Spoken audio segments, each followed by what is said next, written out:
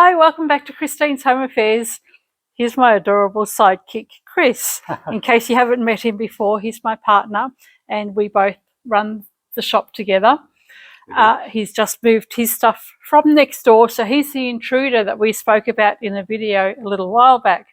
Now you can see Chris is injured, so today's project is today's project is a sling. So we're going to make a shoulder sling to replace the one that has coffee spilled all over it this morning. So somebody in their desperation for coffee couldn't quite get to their mouth, decided to let it go all over the place. You try and throw me under the bus. Oh yeah, I've done that. Anyway, I'm going to show you how to make a sling.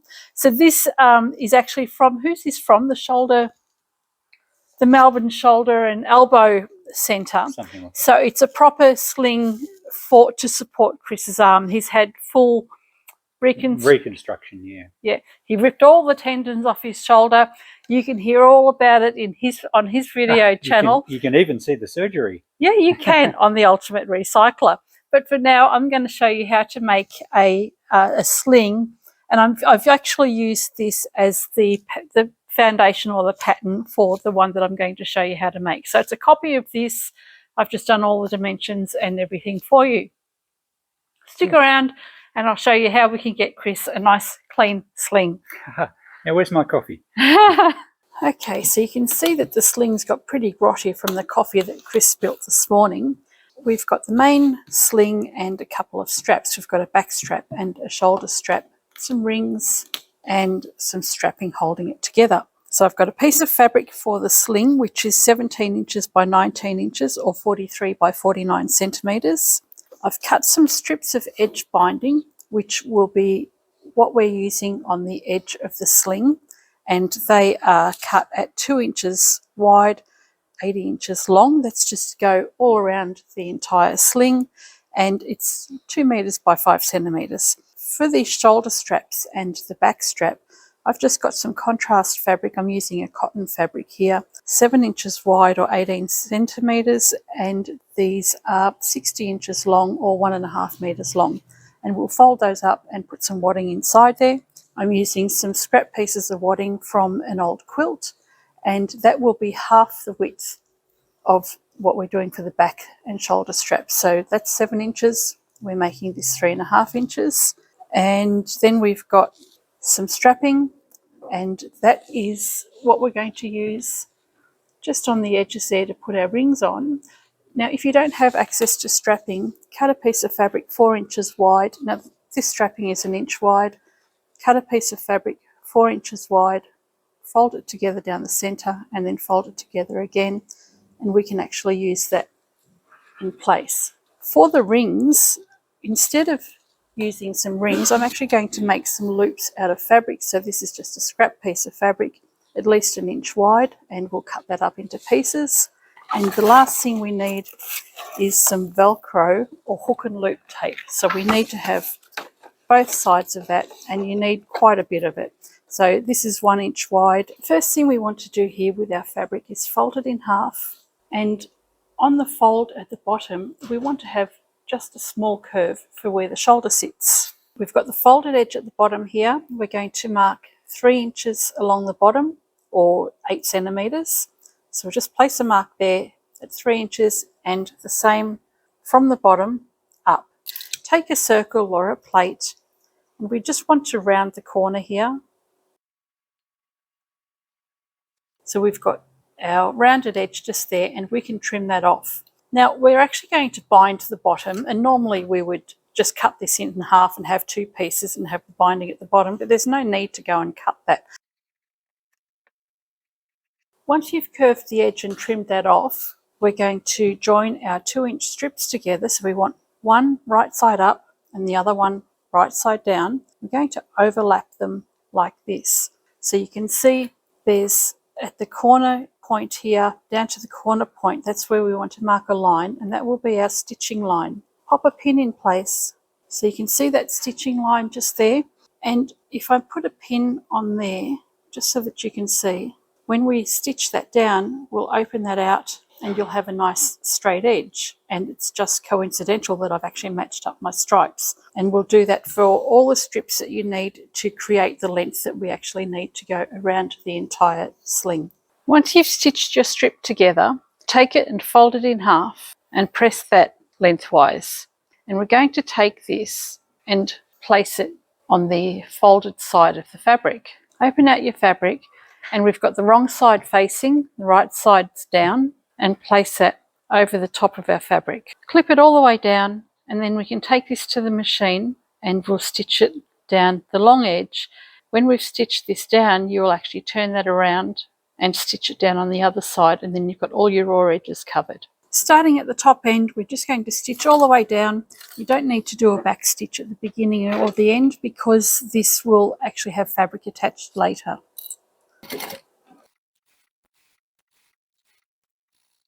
Once you've stitched the edge down, take it to the iron and give it a press so that the raw edge here is facing toward the folded edge of your fabric.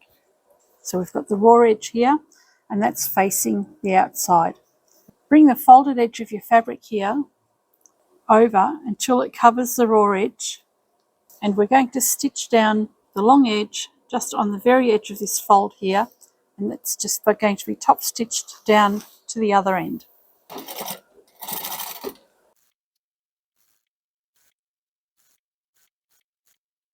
Trim off the excess, and what we're going to do now is attach the binding to the top and to the bottom and the side. Now this is the area where the elbow is going, and this is where the hand sticks out on this end here. With the binding done on the short edge here, we're going to do exactly the same thing on the two long straight edges. So take your binding strips and attach them on exactly the same way. Before attaching the long strips to the long edge, you need to just take the raw edge of your strip and just fold that over about 1/2 inch or so, just enough so that you can get the raw edge out of the way, and fold that in half, and then we can stitch that just on the very edge and stitch it all the way down. And that will make sure we've got no raw edges on the edge of our fabric.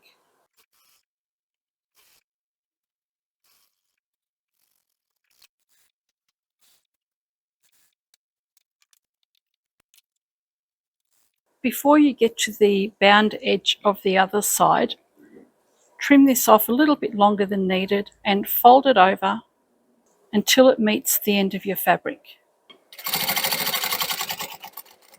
Give it a press, and then we can fold it over and top stitch the other side.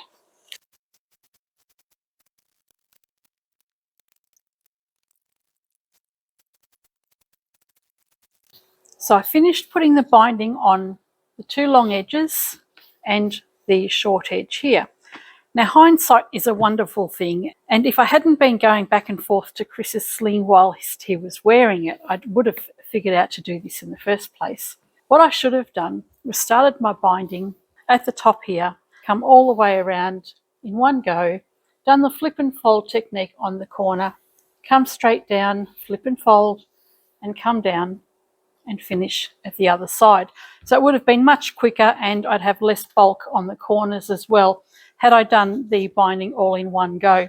If you want to know how the flip and fold section works on the corner, have a look at my spanner roll pouch tutorial. I've done a binding there and I show you how to do that on there. So it doesn't matter whether you put your strips on individually or whether you put them all on in one go.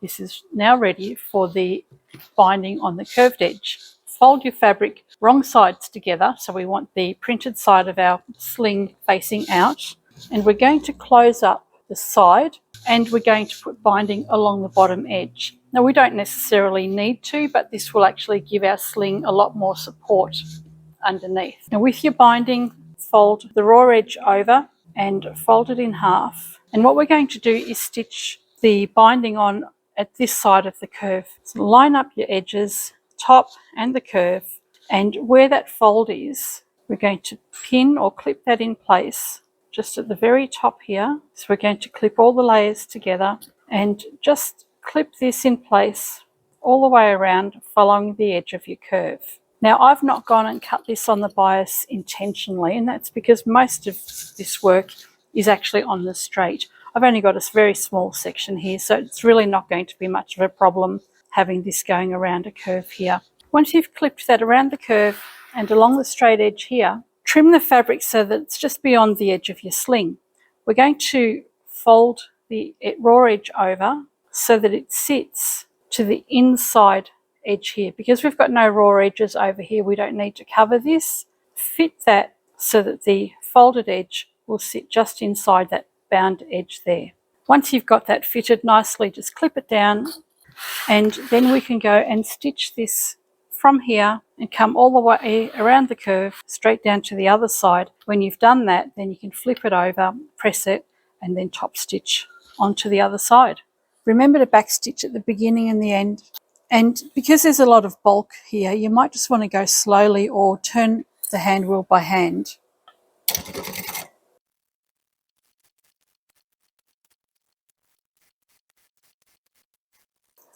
Now that we've stitched that down, we're going to press this to the other side and we can top stitch to close up our sling.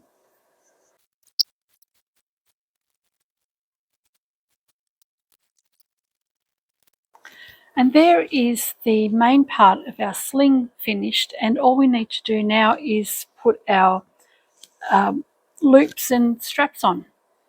To make the shoulder straps, we're going to take our 7-inch piece of fabric, fold it in half and press it all the way down, and then bring the raw edges together and press that down too. Once we've done that, take your batting. Now, the reason why we're using a half-width batting on this instead of a quarter is because we want a lot of padding in the shoulder strap. So the patient has to wear this at night and all day, so we want him or her to be as comfortable as possible. So take your half batting and place that inside this folded section. You've got the centre and then the folds here. Place your batting about 1/2 inch from the edge of your fabric, and we'll fold this fabric over. And we're going to just hide the raw edges, and we'll fold this edge over until it meets in the centre, and the same with this one. And you can see, because there's so much bulk from the wadding, this isn't exactly going to meet in the middle, but that doesn't matter. And then we're going to close that up and we'll clip this all the way down. So when you're positioning your fabric, your wadding, just lay that down the centre all the way along, fold your edges in, fold it over and clip it in place. If your batting is not long enough or you want to use lots of offcuts, I've just overlapped the 2 pieces of batting and then I've stitched the edges down on both sides, and that keeps it nice and flat. Being a shoulder strap, it's not going to be noticed. Once you've clipped both your shoulder and back straps down, take it to the machine and we can stitch along the short edge, straight down the long edge, back on the other short edge and down the long edge again. And if you like, because there's so much padding in here, you can go and quilt a couple of rows inside as well, and that'll just give it a nice quilted effect. So we'll do that for both our back and shoulder straps.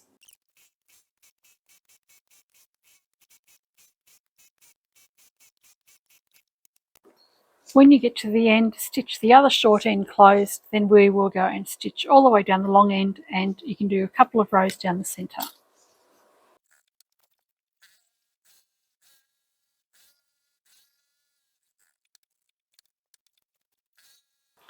There we go. All the lines are quilted, shoulder strap is nice and secure. Now, if you don't have access to strapping, which is what I'm using here, you can take a 4-inch strip of fabric by 3 inches. We'll fold it in half, then we'll fold the raw edges in, and we've got our 3 inches along here, fold it in half again, and we'll stitch down on the long sides. So the easiest thing would be to do is get a 12-inch strip of fabric, fold it all in half, and then stitch it down on the long sides and then chop it up into 4 pieces. That's to make your little supports for your shoulder and back straps. If you have strapping, cut them at 3 inches long, and I'm just going to seal the edges with a flame. That'll melt the edges and stop them from fraying. To make the loops, I'm just going to take a 25mm or 1-inch wide bias binding pre-packaged tape, and it's already got the edges folded in just on the sides there. I'm going to fold this in half. I just want to make a really narrow loop. So I'm folding that in half but I want it stronger than this because the all the tension from the back and shoulder strap are going to be pulling on this. So I folded that in half, but I'm actually going to fold it in half again to make a really narrow strip. I'm going to stitch that down all the way the long length, then I can trim this to size.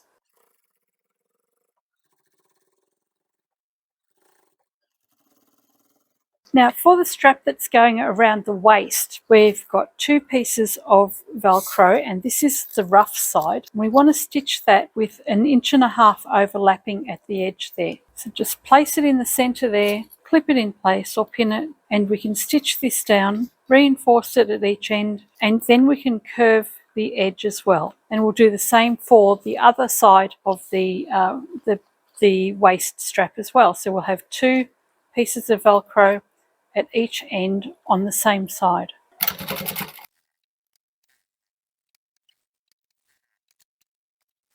To put the soft side of your Velcro on, fold it in half lengthwise and find the center and just mark a pin or clip the center, and we'll do the same for our back strap. So this is the lower part. I've curved the edges here just so that there are no sharp edges to go against the body. Fold your strap in half, find the center, and just mark that with a pin or a clip. Now on the same side that you've stitched the Velcro previously, we're going to center one long piece. So this is about 32 inches in length, and we're going to just match up the centers, pin it in place, and we're going to stitch this all the way up and along the other side.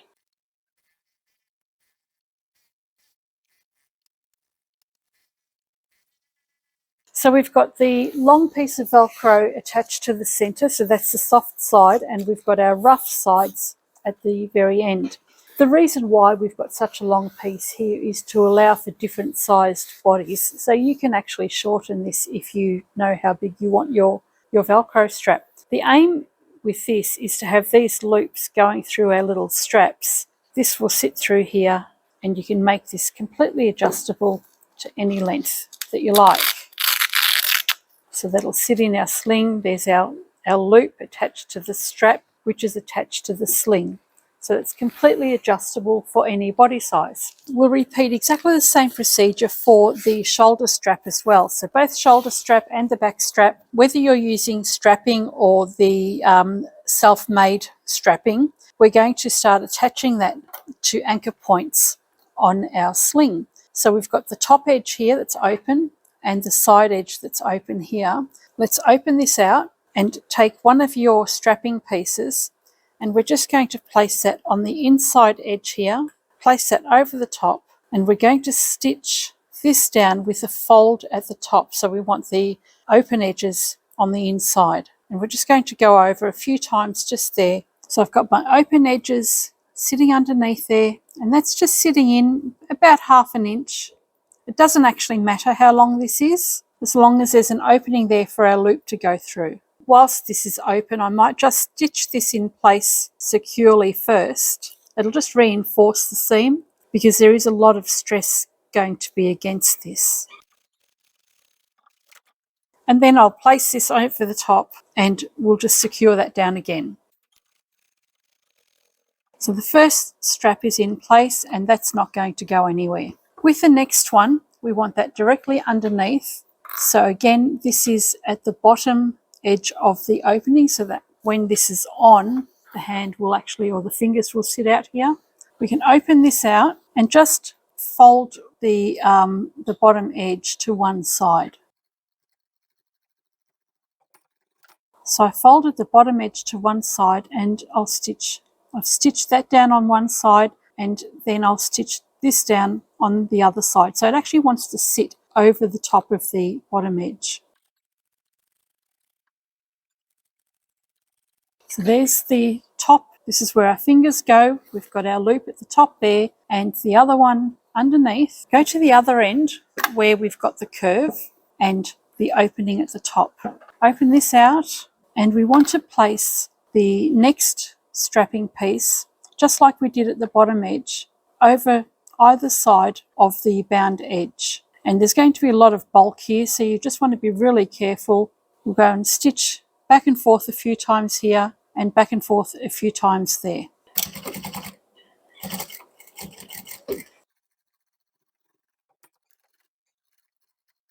So we've got that strap overlapping the binding, and the last one we need to do is just on the curved edge of the fabric here, and we're just going to stitch that straight down on the outside. So this will be the front of the sling, so the arm will go in like this, and that will sit just at the top edge of the curve.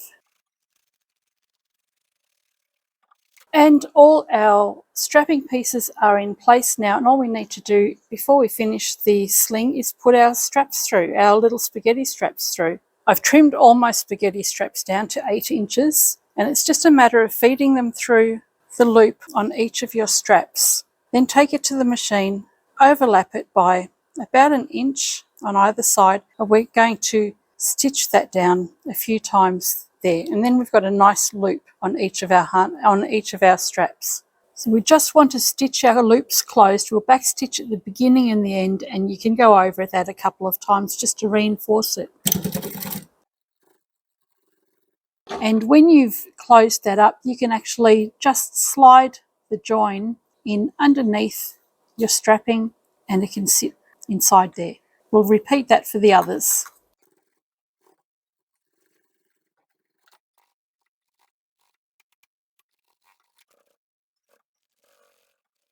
All right, our sling is completely finished, and all we need to do is put our back and shoulder straps on. The lower back strap just goes in along here at the bottom and hooks over the ring there. It will come along and attach at the bottom of the sling, and completely adjustable, so you can move that along and close that to fit around the body. Now let me just say, it does not pay to rush these things. I have stupidly gone and put the rough Velcro on the ends, and then I've put it on the middle piece as well. So I've quickly gone and made up another one. Luckily I had 2 extra lengths of the wadding of the shoulder strap done. So I've quickly gone and put the soft Velcro and the rough one in the correct positions. So now we can go and put our shoulder straps on. That just goes through the loop here into whichever position you like, and now they're fixed. And the other side will go over the shoulder and then into the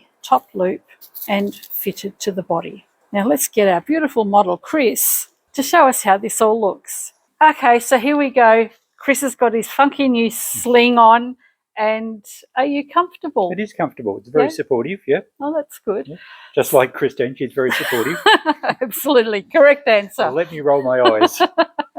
Okay, so rather than putting round plastic rings on here, because I realise not everybody's going to have those, so that's why we've gone and used a loop. They do actually have a little bit of flex in there, so you want to make sure that this doesn't stretch out of shape too much. If you can get yourself a round metal ring or a curtain ring, something that's not going to move, that's probably going to be better. But I wanted to put a fabric loop around here because when Chris tries to sleep at night, the plastic ring that he had just behind the elbow is actually quite irritating for you. Yeah. Exhibit A. So we've got a hard plastic ring, and that gets in the way of Chris's elbow when he's sleeping at night. That was why I opted to go for a fabric loop instead of plastic, also because not everybody will have plastic loops in their stash. I didn't. I think this will be more comfortable. Yeah, that's good. One thing that Chris didn't suggest to me until I'd started making this and cut out all the fabric, make the straps in 2 different colours. And why is that? Oh, because when I'm putting the sling on, I've got the back strap, which stops my arm going out, and I'm grabbing a strap and not sure which one I've got. And a couple of times I'll put the wrong strap on and it just doesn't adjust properly. So there you go. If you're making this and you're going to make the 7-inch straps, grab 2 different pieces of fabric so that your patient knows which way is up and which way is down. Easy. Yep. Anyway, hope you've enjoyed this video. Chris is making a good recovery because he's got a good little nurse. Yeah. And we will catch you next time. Bye for now.